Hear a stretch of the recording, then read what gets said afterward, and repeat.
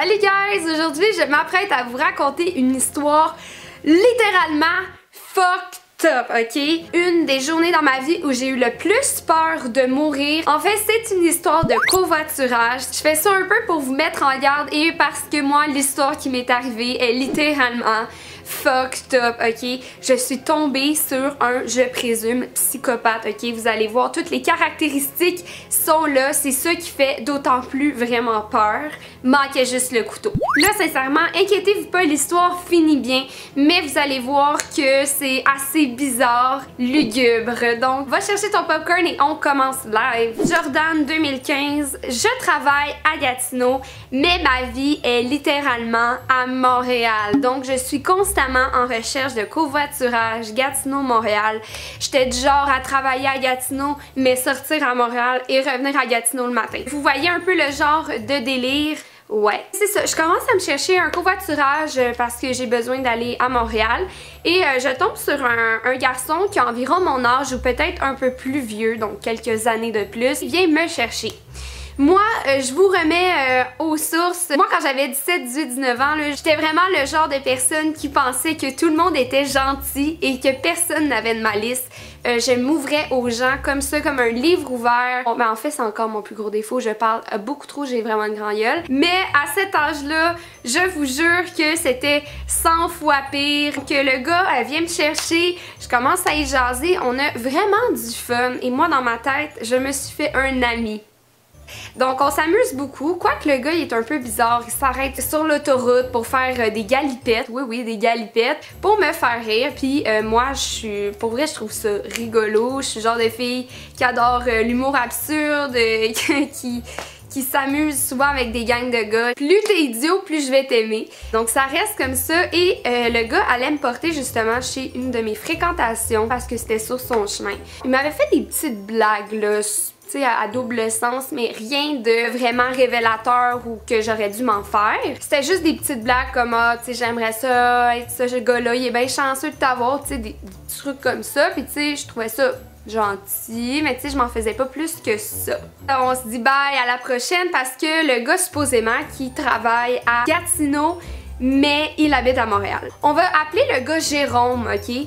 Juste pour se mettre en contexte, même si je me rappelle plus de son nom. Et je trouve ça un peu fucked up parce qu'imagine je tombe sur son vrai nom. La semaine d'ensuite, je recherche des covoiturages à ma fidèle habitude. Et je demande à Jérôme personnellement s'il fait le trajet. Ok? Jérôme me répond, ben justement, je le fais. Fait que je suis comme, ah! Yes! Donc Jérôme vient me chercher et je suis super contente de voir mon nouvel ami encore. Je lui dis hey Jérôme, c'est vraiment cool que tu fasses souvent le trajet, tu sais. On est fait pour bien s'entendre. Et savez-vous ce que Jérôme me répond à ce moment-là? J'ai connu un gars funny, drôle, qui me fait rire, qui a pas de malice et le gars là, je ne le reconnais pas une fois dans sa voiture. Le gars me répond les mains sur le volant comme ça, ok? Mais qu'est-ce qui te dit que je fais vraiment le trajet puis que c'est pas juste une raison pour venir te chercher? Ok, cette phrase, je l'ai encore dans ma tête, elle est imprégnée ici là. En fait, c'est le seul call cité que je peux vous donner de Jérôme parce que c'était tellement traumatisant comme situation que ma tête ne se rappelle de pas grand chose en fait. Donc à ce moment-là, je freaked out, ok? Puis j'ai encore le vibe de Jérôme de la dernière fois que je me dis, bon, peut-être que c'est des jokes qu'il fait. Tu sais, je suis pas trop à l'aise, puis pour vrai, Jérôme, là, il y a pas d'expression faciale, ok? Durant toute la ride de char. C'est parce que c'est pas Jérôme que j'ai connu, là. Moi, je suis mal à l'aise parce que je commence à comprendre qu'il y a quelque chose de wrong avec Jérôme. Donc là, moi, j'essaie de faire des jokes, ok? Des blagues, d'étendre l'atmosphère, et il ne sourit pas, il ne rit pas, il est juste sur son volant comme ça, super sérieux. T'es vraiment à la merci de l'autre personne, tu sais, tu peux pas juste sortir pis t'en aller là. J'étais pognée avec Jérôme. À un moment donné, je parle de crème glacée parce qu'il faisait vraiment chaud. J'étais genre, me semble mangerais une bonne crème glacée. Puis lui, il me répond, ben moi je te pognerais les boules. C'est malaisant et à ce moment-là, il commence à me parler de sexe. Il me parle de ses préférences au lit. Je vis un hostie de cauchemar, je capote, j'ai le goût de brailler, ok? Jérôme devait aller me porter au métro Mont-Royal. dans le fond, et vous savez qu'au métro Mont-Royal, il y a la montagne du Mont-Royal à côté.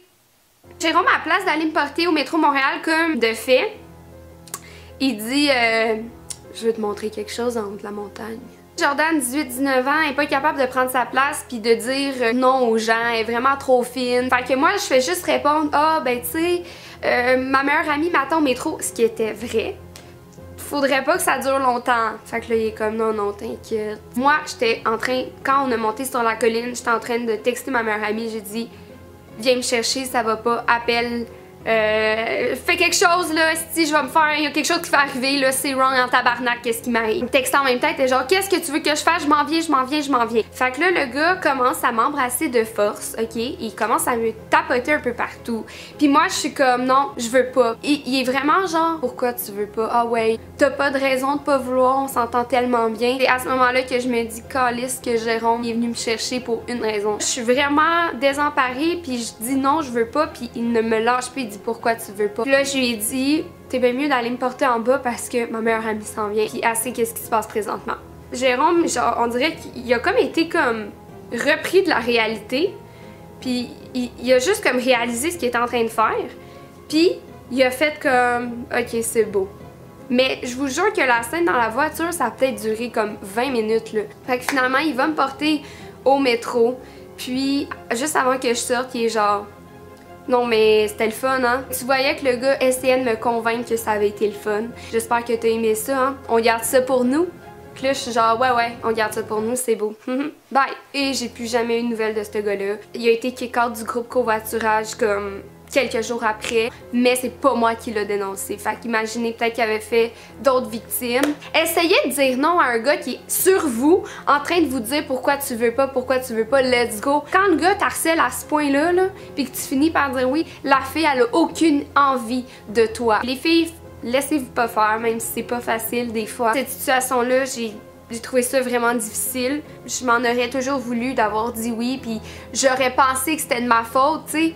Puis même que je me suis même dit dans ma tête, ah ben tu sais, j'étais en mini-shirt, en petite camisole avec un beau make-up, peut-être que c'est à cause de ça, j'étais peut-être trop sexy, mais non! C'est inconcevable de penser que c'est à cause de ça, ça n'excuse fuck all! J'espère que vous avez apprécié cette story time. Je trouvais que l'histoire avait lieu d'être racontée. Faites attention à vous dans les covoiturages, assurez-vous toujours qu'il y ait d'autres gens. Merci beaucoup et on se revoit très bientôt!